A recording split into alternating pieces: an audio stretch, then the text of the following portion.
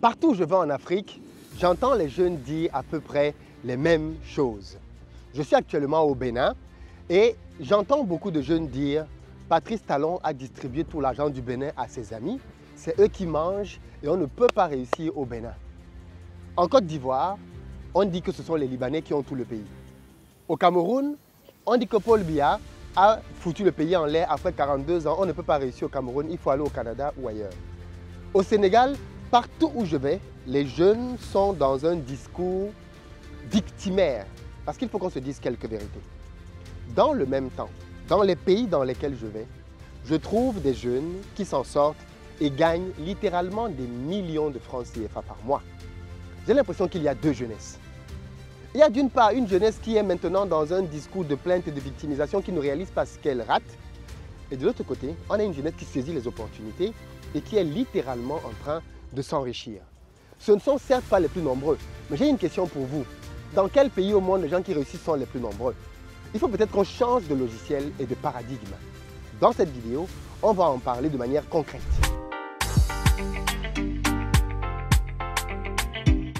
Salut à toi, bienvenue sur ma chaîne, moi c'est Philippe Simon et si je te parle de business, de développement du continent africain, je suis en ce moment au Bénin, je suis à la place des Amazones, un endroit mythique ici derrière la statue qui mesure 30 mètres de haut, qui représente une Amazone.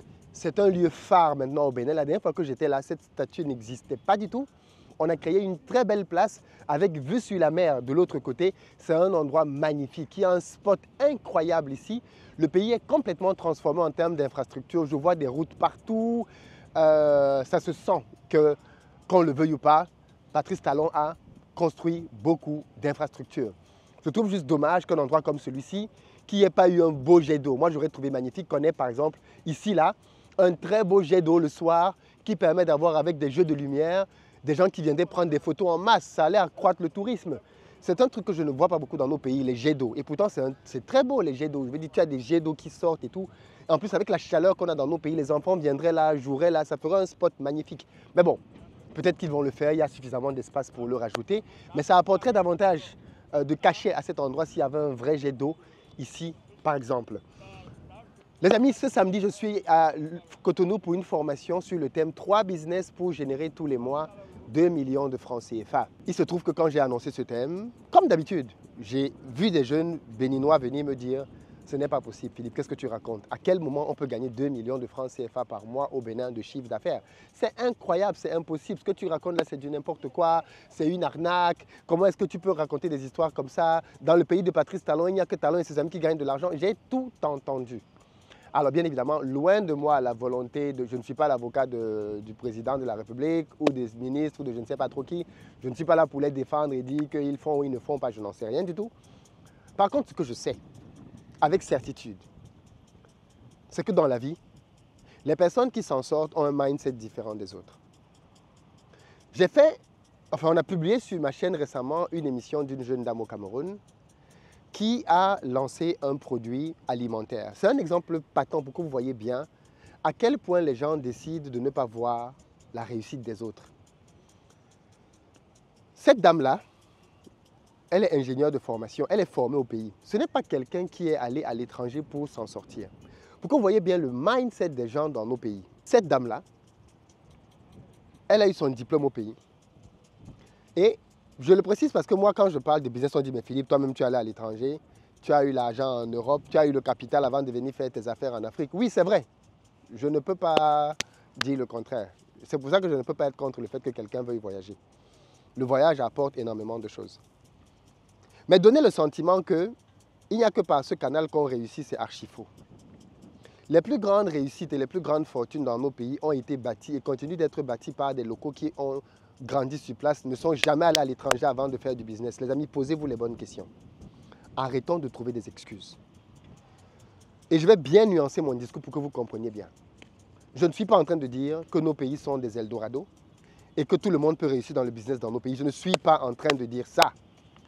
Le pays est dur, il y a beaucoup de contraintes ici et les dirigeants politiques doivent améliorer les conditions de vie des populations. C'est un fait. Par contre, ce que je dis, c'est que Même dans les pays dans lesquels les conditions sont bonnes, remarquez bien que même dans ces pays-là, très peu de personnes réussissent. Quand vous prenez un pays comme la France, on a une forte diaspora béninoise en France. Combien de Béninois sont parmi les top 100, les top 1000 les plus riches en France? Peut-être zéro. Combien d'Africains? Peut-être zéro. Et pourtant, ils sont dans des pays dans lesquels il y a tout. On est d'accord? Aux États-Unis, combien de Béninois qui sont là-bas sont parmi les top 10 000 les plus riches aux États-Unis? Probablement zéro. Et pourtant, ils sont dans des pays là où il y a toutes les infrastructures.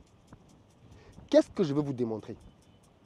Ce ne sont pas les infrastructures et les facilités qu'il y a dans un pays qui font que les gens se démarquent et réussissent. C'est leur mindset. C'est leur mindset qui fait la différence. Cette dame-là, elle explique qu'elle a fait ses études au Cameroun et pourquoi est-ce que les gens se déchaînent sur elle? Parce qu'elle dit simplement, on n'est pas obligé d'aller à l'étranger pour réussir, on peut réussir au Cameroun. Sur cette simple phrase, on la taxe de tout. Oui, elle doit travailler pour le gouvernement. Écoutez la bêtise des gens. Voilà quelqu'un qui a grandi au pays, qui a réussi au pays, parce qu'elle dit qu'on peut réussir au pays, chose qu'elle a fait. On dit qu'elle travaille pour le gouvernement, elle est un agent du gouvernement. Mais allumez vos cerveaux, les amis. À un moment donné, je ne sais pas, allumez vos cerveaux quand même. À un moment donné, allumez vos cerveaux. Elle dit qu'elle a perdu ses parents très tôt. Elle a perdu son père, je crois, à 15 ans, sa mère quelques années après, quand elle a eu son diplôme d'ingénieur. De vous à moi, on est quand même africains, on connaît nos pays. Qui peut te lancer si tes parents ne sont plus là? Parce que quand on dit que oui, non, elle vient de bonne famille. Tes parents sont morts. Quelle bonne famille? Et excusez-moi, mais toi, tu viens de bonne famille et tu étudies au pays. Parce qu'on se connaît un peu quand même. Quand tes parents ont un peu de moyens, l'un des critères dans lesquels on voit que tes parents ont un peu de moyens, c'est justement dans le fait qu'on t'envoie étudier à l'étranger. Quand tes parents te font étudier au pays, Dieu, la probabilité est forte que ce soit une question de moyens. Okay? La probabilité est forte. Donc, quelqu'un qui a étudié pour moi au pays, ce n'est pas quelqu'un dont je peux dire que sa famille est hyper bourgeoise. Et elle vous dit qu'elle a perdu ses parents. Car on connaît nos pays. C'est un oncle qui va venir miser sur toi. Lui-même, il n'a pas ses enfants. Elle dit que la mort de ses parents a été un choc, un déclic pour elle de se dire que, mais attends, si tu ne te bouges pas, tu vas devenir mendiante. Tu vas aller de famille en famille pour demander des aides. Et elle dit qu'elle ne voulait pas ça pour sa vie. Donc, elle a pris conscience de ce qu'elle ne peut pas continuer de vivre comme ça. Et c'est la base. Plutôt que d'avoir ton déclic, plutôt que de prendre conscience que la vie que tu es en train de mener, ce n'est pas une vie qui va t'être profitable sur le long terme, tu décides plutôt de commencer à vilipender le succès des autres. Cher ami, dans aucun pays au monde, si on te jette avec ce mindset, tu réussis. Aucun pays au monde. Aux États-Unis, les gens galèrent. En Chine, les gens galèrent. En Australie, les gens galèrent. En France, les gens galèrent. Il n'y a pas un pays au monde qui est un paradis. Et je ne dis pas ça pour dire que nos pays ne doivent pas être améliorés. Je dis ça pour dire que nos pays ont du potentiel et qu'on peut y faire des choses. Mais il faut d'abord que la jeunesse elle-même change son paradigme. Si des dirigeants politiques ne nous conduisent pas là où on veut, on les dégage.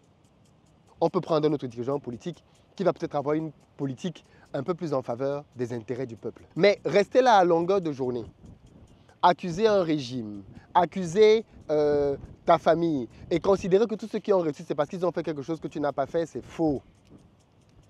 Arrêtons avec ça. J'ai fait une interview avec Firmin ici. Je vais continuer de faire des interviews avec des jeunes. Firmin a réussi ici en partant de rien ici au Bénin. Il fait des dizaines de millions par an de chiffre d'affaires, pour ne pas dire plus. Il a commencé ici en partant de rien du tout. Il dit qu'aujourd'hui, les gens disent que c'est Talon qui le finance. Maintenant, il est devenu la personne que Talon finance. Arrêtons avec ça. Je dis, soit tu prends conscience que... Et ce sont les mêmes plaintes que j'entends partout. En Côte d'Ivoire, on dit la même chose sur Ouattara, on dit la même chose sur Paul Biya, ainsi de suite. Donc vous pensez qu'ils ont fini de financer les gens de leur famille, maintenant ils commencent à financer tout le monde autour. Vous pensez que Paul Biya a fini de financer tous les gens de sa famille, maintenant il commence à financer tout. Il commence à financer les gens qui font les bouillies au quartier, il commence... Et au fond, si vous raisonnez comme ça, c'est parce que vous pensez que le problème c'est l'argent. Le problème ce n'est pas l'argent. Parce que si on vous donne le capital même, vous n'allez pas en faire grand-chose. Vous allez le dilapider parce que vous ne savez pas comment transformer ce capital en argent. Donc, je tenais vraiment à passer ce message-là. Sortons de cette mentalité de plainte. Sortons de cette mentalité dans laquelle on est constamment en train de rendre les autres responsables de nos propres échecs. Tu passes ton temps au bar et tu dis que c'est la faute de Paul Biya, c'est la faute de Talon si tu passes ta journée au bar. Le peu d'argent que tu as, tu vas le donner au pari foot. C'est Talon qui te demande d'aller mettre l'argent dans le pari foot. C'est Paul Biya qui te demande d'aller mettre l'argent dans comment on appelle ça, 1xBet. Non, à un moment donné, est-ce que c'est Ouattara qui demande aux jeunes d'aller mettre leur argent dans les histoires de Paris? Non, à un moment donné, il faut que les gens soient eux-mêmes conscients du fait qu'ils sont en train de creuser leur tombe. Le système n'est peut-être pas favorable, le système n'est peut-être pas le meilleur, mais qu'est-ce que toi tu fais? Parce que dans ce système-là, il y en a qui s'en sortent. Il y en a qui s'en sortent. Réussir n'est facile nulle part. Quand vous voyez quelqu'un qui a réussi, il est toujours passé par une certaine adversité. Toujours. Réussir n'est facile nulle part. Même quand vous êtes le fils d'eux, combien de fils d'eux ont racheté leur vie? J'ai même tendance à penser que parfois, venir d'une famille dans laquelle il y a beaucoup d'argent, ça peut être un gros handicap parce que ça te rend fainéant et paresseux.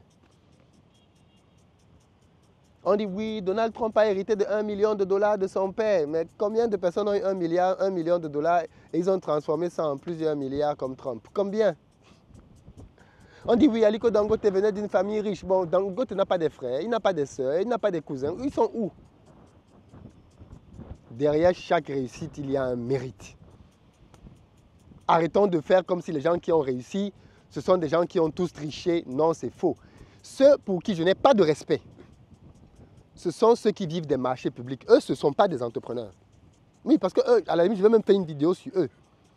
Il y a cette catégorie-là. Eux, ils vivent des marchés publics. Ce ne sont pas des entrepreneurs. Non, oui, eux, je suis d'accord avec vous. Les gens qui vivent des marchés publics, qui sont constamment en train de... Non, non, non, eux, non, on est d'accord que eux, je suis d'accord. Mais le reste, et encore, je ne mets même pas tous ceux qui font les marchés publics dans le même lot. Mais mon message dans cette vidéo, c'est celui-là. C'est de te dire, arrête de te trouver des excuses. Les choses ne seront pas roses, elles ne seront pas faciles. Mais dans cette adversité, tu peux t'en sortir. Des jeunes le font en Côte d'Ivoire, des jeunes le font au Sénégal, des jeunes le font au Bénin, des jeunes le font au Cameroun, les jeunes le font partout. Ils ne sont peut-être pas les plus nombreux, mais vous savez ce que j'ai remarqué, c'est que quand tu commences à faire de l'argent et à faire du business, tu te rends compte que tu n'es pas seul en fait. Tu te rends compte qu'il y a beaucoup de gens qui font du business. Ils sont juste discrets, ils sont silencieux, ils ne parlent peut-être pas, ils ne sont peut-être pas visibles, mais il y a des gens qui font du business. Soit tu décides de comprendre comment ceux-là ont fait pour entrer dans le game, et c'est pour ça que des formations comme celle que j'organise est importante. Ou alors tu restes dans le game de ceux qui se plaignent. Il n'y a rien au Bénin. Patrice Talon fait vivre ses amis, ainsi de suite, ainsi de suite. Est-ce que c'est pour ça que tu donc vas au loto? Tu es responsable de ce que tu fais. On est d'accord? Tu es responsable de ce que tu fais. Et c'est ce que tu sèmes que tu récolteras. Il n'y a pas de magie dans la vie. Tu récolteras ce que tu auras semé. Si tu sèmes les bonnes semences, tu récolteras les bonnes choses. Donc la dame qui fait les produits, la bouillie pour bébé au pays, bravo madame, continuez comme ça. Nous on vous encourage, on vous soutient. Et d'ailleurs on vous veut à Back to Africa à Paris.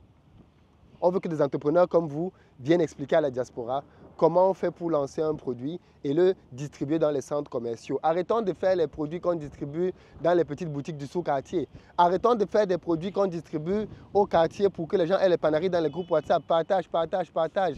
À force de partager, on a déjà mal au pouce. Va distribuer tes produits en centre commercial. Va chez Super U, va chez Carrefour, va chez Maïma, va chez Auchan, va chez Casino, va chez je ne sais pas trop qui, va chez Dove.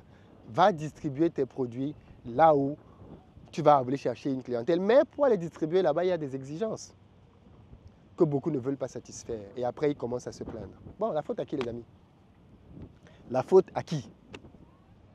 Chacun d'entre nous est responsable de sa vie. Ce n'est pas Talon, ce n'est pas Ouattara, ce n'est pas Paul Biya, tout ce que vous voulez. Ce n'est pas eux les responsables de nos vies. On peut reprocher beaucoup de choses à leur travail, on peut même vouloir qu'ils partent. Mais ça ne nous disculpe pas du fait que nous devons prendre nos vies en charge. Ousmane Sonko, Diomaye Faye sont au pouvoir maintenant. au Sénégal. Assimi Goïta est au pouvoir au Mali. Ibrahim Traoré est au pouvoir au Burkina.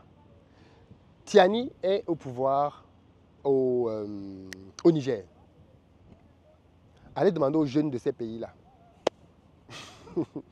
Allez demander aux jeunes de ces pays si depuis que ceux-là sont présidents, leur vie a changé. Donc, allez leur demander si depuis que ces gens-là sont au pouvoir, leur vie a changé. Je ne dis pas que ces dirigeants-là ne sont pas des bons dirigeants, hein. Ce n'est pas ce que je veux dire. Je vous dis ça pour que vous réalisiez bien qu'aucun dirigeant politique ne changera ta vie. Aucun. Je dis, fût Sonko, moi, vous savez que je suis fan de Sonko, de Diomaye, j'ai fait plein de vidéos pour apprécier leur bravoure, leur parcours. Je suis fan de ces gars. Mais je suis aussi conscient que Diomaye, Sonko ne changeront pas ma vie. Ils peuvent créer de meilleures conditions pour faire du business au Sénégal. Ils peuvent créer de meilleures conditions pour la vie des populations, pour aider les plus nécessiteux, ainsi de suite. Ils peuvent créer ces conditions. Mais si vous pensez que parce qu'ils vont être au pouvoir, ta vie va changer, Joe, ah là là, on est là et on en reparlera. C'est à toi d'aller toi-même chercher tes opportunités et de les développer. Bon allez les amis, rendez-vous samedi, les numéros s'affichent, prenez vos places, venez vous former et changez vos vies. Mais arrêtez d'attendre que tel. Non, ça ne va pas arriver les amis, ça n'arrivera pas. Peace.